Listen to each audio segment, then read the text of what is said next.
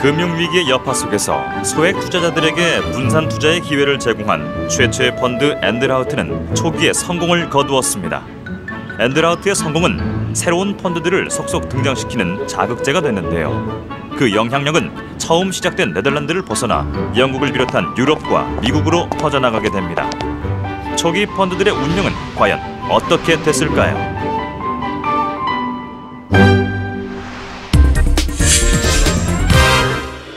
1779년 아브라함 반 캐트위츠는 콩코르디아 레스파르베 크레스쿤트라는 이름의 두 번째 펀드를 내놓았습니다. 이 이름은 단결은 힘을 만들어낸다라는 의미의 라틴어에서 따온 것인데요. 이름만 보면 첫 번째 펀드와 다를 게 없어 보이지만 아주 중요한 차이가 있었습니다. 바로 투자 정책에 좀 더 많은 자유를 부여했다는 점입니다. 첫 번째 펀드 엔드라우트의 투자 설명서는 엄격하고 자세하게 작성됐지만 이 두 번째 펀드의 투자 설명서에서는 수익이 확실한 증권과 저평가된 증권에 투자하려 하는데 이들은 투자의 장점을 갖고 있고 내재 가치보다 싸게 살 수 있을 것이다. 여기에서 큰 수익을 기대하는 것은 당연하다라고만 쓰여 있습니다. 즉 콩코르디아는 투자처를 명기하지 않았지만 수익이 확실한 기회에만 투자하도록 했습니다.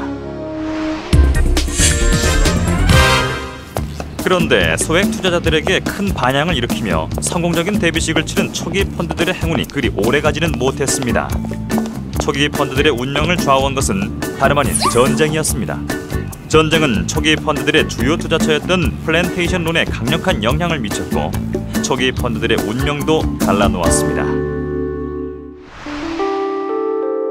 당시 플랜테이션론을 제공하는 사람은 금융대부자이자 위탁중개인이라는 이중의 역할을 수행했습니다. 예를 들어 암스테르담의 증권중개인 요한 도이츠는 네덜란드 금융시장에서 채권을 발행하고 그 발행 대금을 수리남에 있는 플랜테이션 소유주들에게 모기지론으로 제공했습니다.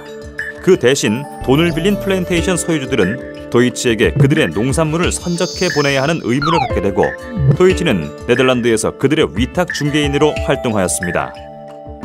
농산물 판매 대금은 채권자에게 이자와 원금을 지불하기 위한 담보로 활용되었습니다. 그러던 1780년 네덜란드와 영국 사이에 네 번째 전쟁이 발발했습니다. 영국은 네덜란드가 스페인의 지배로부터 독립하는 데 지원을 아끼지 않았지만 네덜란드가 유럽 최대의 해원국으로 성장하자 이를 견제하기 위해 몇 차례의 전쟁을 벌였던 것입니다. 이 전쟁으로 인해 네덜란드의 위탁 중개인들에게 보내는 선적은 어려워졌고 플랜테이션 론의 채권자를 위한 담보로서 약속된 수익금에는 차질이 생겼습니다. 전쟁으로 인해 투자 수입이 줄어들자 1782년 반 캐트위츠는 엔드라우트 펀드의 주식의 환매를 몇 년 동안 연기하기도 했는데요. 예정된 연한의 마지막 해인 1799년 참가자들은 주식이 원금을 회복할 때까지 펀드를 연장하는 데 동의하기에 이릅니다. 결국 1811년 엔드라우트의 주가는 액면가 500길더에 25%까지 하락하고 맙니다. 하지만 가격이 떨어졌을 때 오히려 적극적으로 주식을 재매수한 결과 결국 주가는 회복되기 시작했고 50년이 지난 1824년 561길더의 최종 배분을 남아있는 주주들에게 지급했습니다. 두 번째 펀드였던 콩코르디아의 최종 청산은 더 오래 걸렸습니다. 이 펀드는 무려 114년 동안 유지되었고 1894년 한 주당 430.55길더의 최종 배분이 이루어졌습니다. 전쟁이라는 불운에도 불구하고 아니면 그 불운 덕분에 콩코르디아는 역사상 최장기 펀드로 기록되었습니다. 전쟁으로 인해 초기 펀드들은 대부분 저조한 성적을 거두고 말았지만 반대로 전쟁 때문에 성공한 펀드들도 있었습니다. 1780년에서 1790년대에 30개 이상의 펀드들이 단 하나의 투자 목표를 갖고 만들어졌습니다. 바로 미국의 독립전쟁과 미래의 신용에 투자하는 것이었습니다. 1775년 영국의 북아메리카 식민지 가운데 13개 주가 영국의 조세 정책에 반발하며 독립전쟁을 일으켰습니다.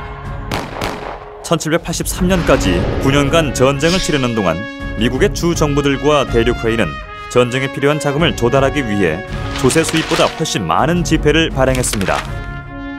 군수청은 물품을 증발하고 개인들에게 증명서를 발급했고 군인들에게는 월급 대신 증명서를 주었습니다.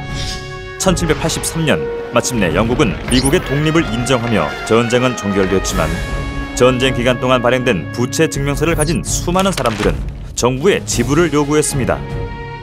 마침내 1788년 정부는 이 부채 증명서들을 평가절하된 가격으로 환산하여 최종 결제 증명서를 대신 발급해 주었습니다. 바로 그때 이 위기, 즉 기회의 순간을 주목한 사람들이 있었습니다. 1778년 암스테르담의 은행가 피터 스타드니츠키와 핸드릭 반 볼렌호벤이 미국의 청산 부채에 투자하는 펀드를 조직한 것입니다. 요즘으로 치면 어업이나 채권을 대폭 할인된 가격으로 매입하는 것이죠. 이 펀드는 당초 미국의 청산 부채를 액면 가치의 60%로 평가한 가격으로 매입할 계획이었지만 실제로는 액면 가치의 42%에 매입했기 때문에 무려 45%의 추가 수익을 거둔 셈입니다. 이후 1804년까지 미국의 청산 부채에 투자하는 펀드가 29개나 생겨났습니다. 초기 펀드들의 운영은 이렇게 전쟁과 같은 대형 악재를 만나 소멸하기도 하고 오히려 성장의 발판을 마련하기도 했습니다. 그리고 드디어 펀드는 네덜란드를 벗어나 영국으로 전래되었습니다. 18세기 산업혁명에 성공하면서 세계 금융시장의 중심으로 자리잡기 시작한 영국으로 펀드가 이동한 것은 어찌 보면 당연한 과정이었습니다. 그런데 펀드의 원조가 영국이라고 알고 계셨던 분들도 있을 텐데요. 그것은 영국에서 초기 펀드가 비로소 현대적인 펀드로서의 모습을 갖추기 시작했기 때문일 겁니다. 1868년 영국 런던의 필립 로즈는 외국 정부의 채권에 투자하는 해외 및 식민지 정부 투자 신탁이라는 펀드를 만들었습니다.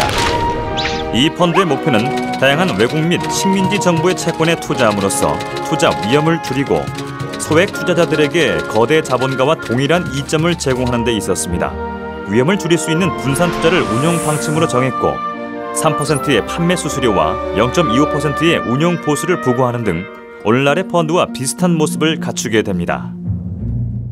네덜란드를 시작으로 영국까지 100여 년의 시간이 지나는 동안 펀드는 전쟁의 파고를 넘나들며 조금씩 변화하고 성장해 왔습니다. 변하지 않은 것은 한정된 투자금의 집합, 분산 투자를 통한 위험 관리, 이를 통한 수익의 증대라는 목표였습니다. 성공부와 좌절이 공존했던 19세기 펀드의 운영은 이제 20세기 어떤 모습으로 진화해 갔을까요?